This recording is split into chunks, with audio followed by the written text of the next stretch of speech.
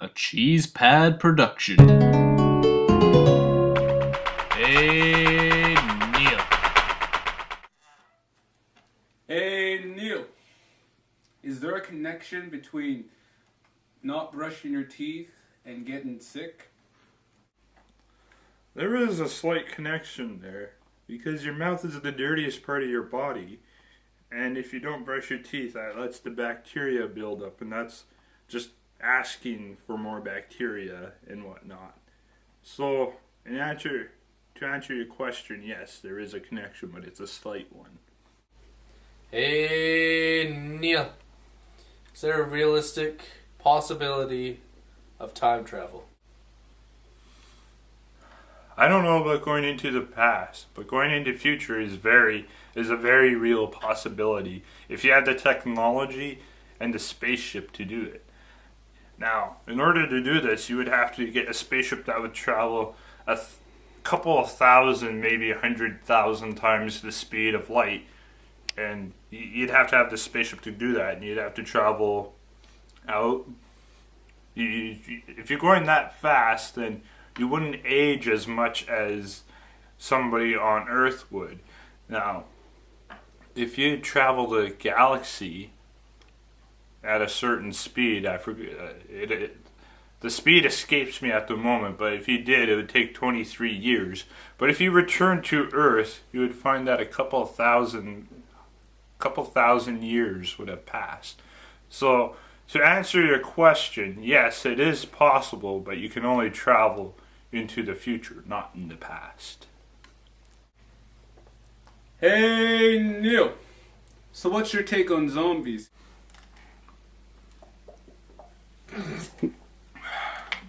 To answer your question, my take, I think they would be possible, but not the Romero type zombies rising up from the graves, eating on you.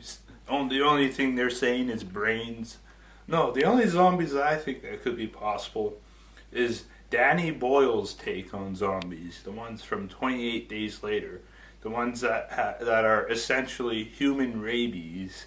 They can still run, they can still scream and shout, and they're just basically running on your basic human instinct, which is eat, sleep, and survive and whatnot. So, to answer your question, my take is that they could be possible, but it would probably be years from now. Hey, Neil. With the buoyancy of salt water, do you think it would have the same effect when placed into a balloon that helium does? Would it float?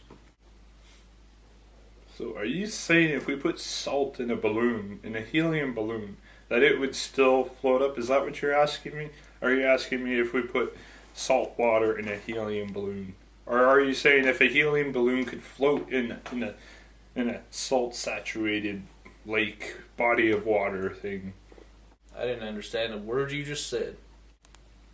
To answer your question, if there is more, if the balloon has a more helium to salt ratio in it, then yes, it would still float up in the air because it is still lighter than air. So yeah, that answers your question. If you jumped in the Red Sea with a balloon, filled it with water, and tied a string to it, what would happen? Would it float away like helium? Would it have the same effect? Because the buoyancy of it would keep it afloat, obviously, but would it be able to raise above sea level? Don't be ridiculous. Sea salt water is not lighter than air. So to answer your question, no, it would not float up into the air. Open your mind, Neil.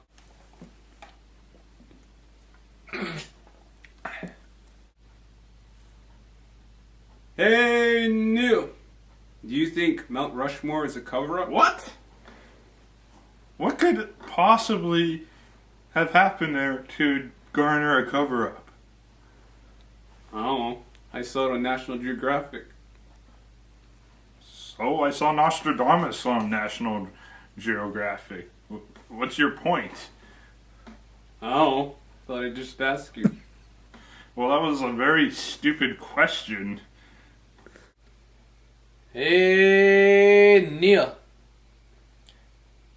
you being a native and all, can you tell me how an orca eats food without water gushing into its lungs? The same way you and I eat soup without water gushing into our lungs. You see, our throat has, or esophagus, it has a tube, and then there's a separate tube for air that goes to the lungs. Now, when you chew food, there's a flap there that shuts off, that blocks food from going into your lungs and water from going in there. Also, killer whales, they eat on the surface and stuff. They eat seals and whatnot. Okay, we have those two tubes, so liquid would go down one, but I'm trying to ask, liquid would not go down, it would come out, but the food would go in. They're asking how we could do that? Yeah. Well, I'm not sure about killer whales, but I know some other whales, they have this filter system that keeps water out and gets food in somehow. I do believe that's how it works. Is that like the ones that eat plankton? Yes. I do believe they're the beluga whales or No. whatever. The big, humongous ones. I think. Belugas are white. Oh. I'm You mean thinking of the big Narwhals one. have the big unicorn horn. The big ones are like blue whales and the humpback whales, Yes, that's what I was looking for. not the killer whale. I wasn't thinking of the Not unicorn the killer whale that whale. we know and love and carve. I don't carve it. You're native, you carve. That's a generalization and I'm offended.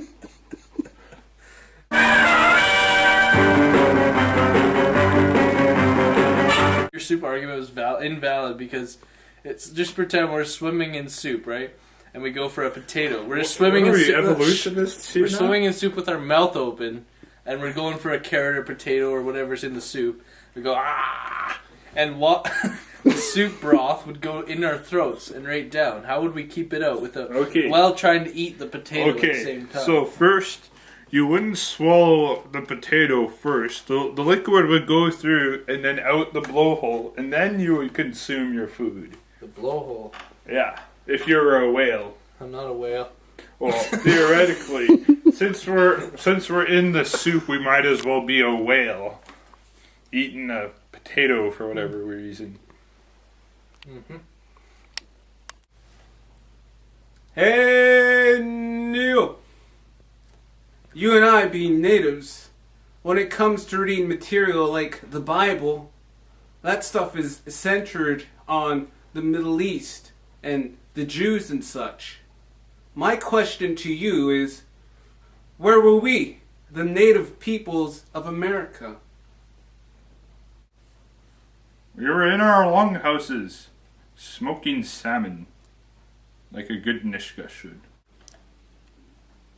Hey, Neil.